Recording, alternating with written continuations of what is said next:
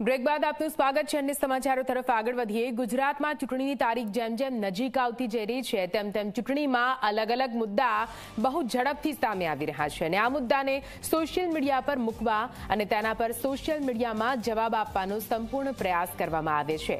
પોતાની social media ટીમની સારી રીતે ઉપયોગ કરવા માટે ભાજપ જાણીતું છે. આમ તો સોશિયલ મીડિયાનો 365 દિવસ ભાજપ સારી રીતે ઉપયોગ કરે છે, પરંતુ જ્યારે ચૂંટણીનો માહોલ હોય ત્યારે સોશિયલ મીડિયા ટીમ સિવાય નવા લોકોને પણ તૈયાર કરવામાં આવે છે, જેમાં યુવક અને યુવતીઓને સ્થાન આપવામાં આવે છે. આ થીમ પણ ગુજરાતમાં ચૂંટણીને લઈને સોશિયલ મીડિયા ટીમનો એક વોર રૂમ તૈયાર કરવામાં આવ્યો, જેમાં લગભગ 100 યુવક યુવતીઓ સતત ભાજપ માટે સોશિયલ મીડિયાથી વિરોધીઓ પર હુમલા કરી રહ્યા છે. વિરોધીઓને એક પણ ભૂલ પર બીજેપીના વોર રૂમમાં બેઠેલા આ લોકો વિડીયો વાયરલ કરી રહ્યા છે, ત્યારે ભાજપના આ જ વોર રૂમમાં ઝી 24 કલાક પહોંચ્યું આવવું જોઈએ. गुजरात में चुनाव की तारीखें नजदीक आ रही हैं और कैसे बीजेपी वॉर रूम में इस वक्त काम तेजी से चल रहा है, कैसे वोटरों तक पहुंचने की पूरी कोशिश बीजेपी की वॉर रूम टीम कर रही है. आपको तस्वीर दिखाता हूं. ये बीजेपी का वॉर रूम है जहां से राज्य भर में लगातार लोगों से संपर्क करने के जरिए सोशल मीडिया से यहां पर बैठे लोग कर रहे हैं. वॉर रूम के जो इंचार्ज हैं पंकज जी इस वक्त हमारे साथ हैं. इनसे समझेंगे कि आखिरकार कैसे ये सारी चीज़ें हैंडल हो रही हैं, क्या कुछ प्लानिंग है. पंकज जी ये बताइए कि क्या जो है वॉर रूम की खासियत है आपके, क्या कुछ यहाँ से किया जा रहा है हमें. देखिए, सोशल मीडिया ऐसे तो 365 दिन साल भर चलने वाला एक विषय है. आज के ज़माने में जब क्या सोशल मीडिया की इतनी इफेक्टिव रूप से एक पॉलिटिकल पार्टी के तौर पे हम उपयोग कर रहे हैं, और चूंकि ये कम्युनिकेशन के लिए और अपनी बात को पहुंचाने के लिए, सरकार की सारी बात को पहुंचाने के लिए, और माननीय मोदी जी और माननीय भूपेंद्र भाई जिस प्रकार से राज्य सरकार और केंद्र सरकार के माध्यम से लोगों के सुखाकारी के लिए काम कर रहे हैं, उन सारी चीज़ों को पहुंचाने के लिए सोशल मीडिया एक इफेक्टिव हथियार है, जिसपे विशेष करके हम लोग IT सोशल मीडिया का जो हमारा जो सोशल मीडिया का अकाउंट है BJP for Gujarat, Facebook, Twitter, Instagram और यूट्यूब, इन सभी के माध्यम से हम ये सारी चीज़ें पहुँचाने का काम करते हैं. अभी जैसे चुनाव है तो चुनाव में स्वाभाविक रूप से चुनावी गतिविधियां तेज होने से और ये सारी एक्टिविटी तेज होने की वजह से अलग अलग प्रकार की रैलियां, अलग अलग प्रकार के कैंपेन होते हैं.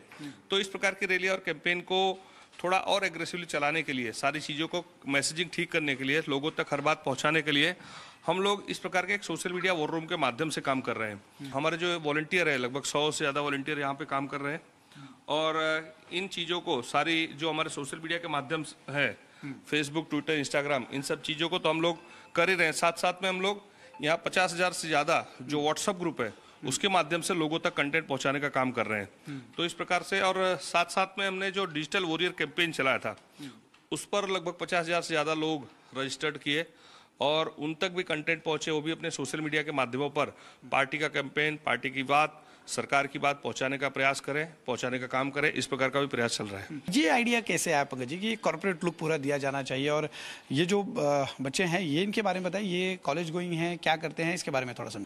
ये लोग बेसिकली सोशल मीडिया में किस प्रकार से उसका उपयोग हो, किस प्रकार से इफेक्टिव उपयोग हो, उन सारी चीज़ों को ये सारे लोग कर रहे हैं.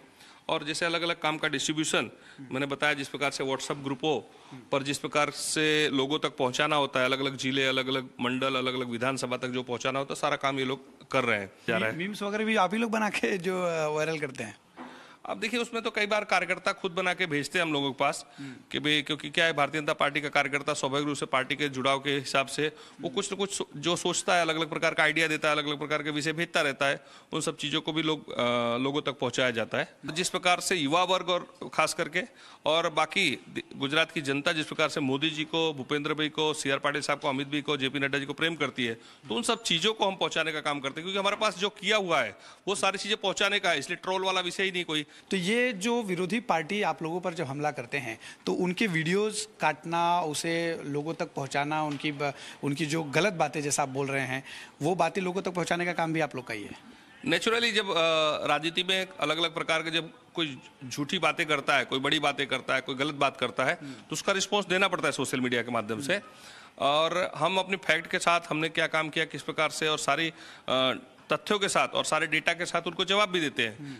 चुनाव को ध्यान में रखते हुए पिछले 1 महीने से सोशल मीडिया का वॉर रूम कार्यरत है, और स्वाभाविक रूप से जब तक चुनाव चलेगा ये सारी चीज़ें यहाँ से एक्टिविटी चलती रहेगी. देखिए, जो भारतीय जनता पार्टी कैंपेन तय करती है, हमारा जो प्रदेश का नेतृत्व जो कैंपेन तय करता है।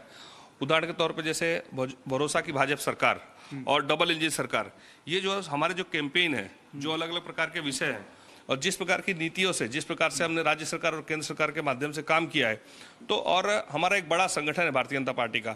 हमारे जैसे मैंने बताया 10,000 से ज़्यादा कार्यकर्ता हमारे जवाबदारी वाले कार्यकर्ता है और हमारे पास बड़ी संख्या में डिजिटल वॉरियर्स की टीम है।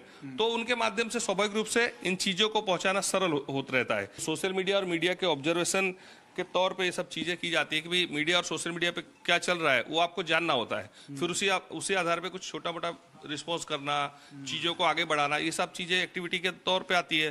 तो इसीलिए मीडिया और सोशल मीडिया का ऑब्जर्वेशन भी, और खास करके विपक्ष के जो सोशल मीडिया हैंडल्स है उनका ऑब्जर्वेशन करना, विपक्ष के नेताओं का ऑब्जर्वेशन करना और अलग अलग मीडिया का ऑब्जर्वेशन करना, ये सारी चीज़ें एक काम का भाग है।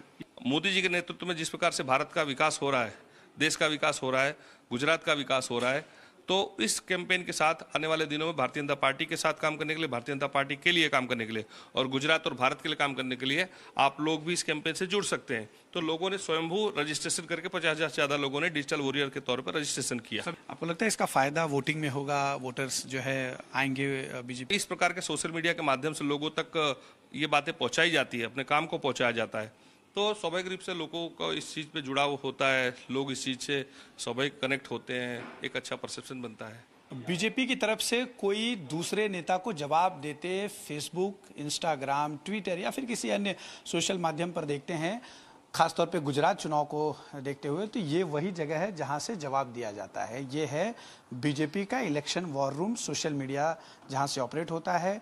तमाम जो है स्टूडेंट हैं वॉलंटियर के तौर पर यहाँ पे ये जुड़े हुए हैं और लगातार सोशल मीडिया पर जो भी चीज़ें आती हैं वो गुजरात के लोगों तक पहुँचाते हैं। सरकार के जो पिछले 27 सालों में काम किए गए हैं वो बताते हैं, 8 सालों में केंद्र सरकार ने जो कुछ भी गुजरात के लिए किया वो बता रहे हैं, ताकि 8 दिसंबर को जब नतीजे आएँ तो सोशल मीडिया के माध्यम से जो वोटर टर्नआउट एक कोशिश की जा रही है बीजेपी के लिए वो सकारात्मक रहे। कैमरा पर्सन सनी पासवान के साथ अश्विन पांडे, जी मीडिया, ગુજરાત। અને આ સાથે અત્યારના સમાચારમાં બસ આટલું। પડપડની અપડેટ માટે, મહત્વપૂર્ણ સમાચારો માટે આપ જોતા રહો ઝી 24 કલાક। નમસ્કાર।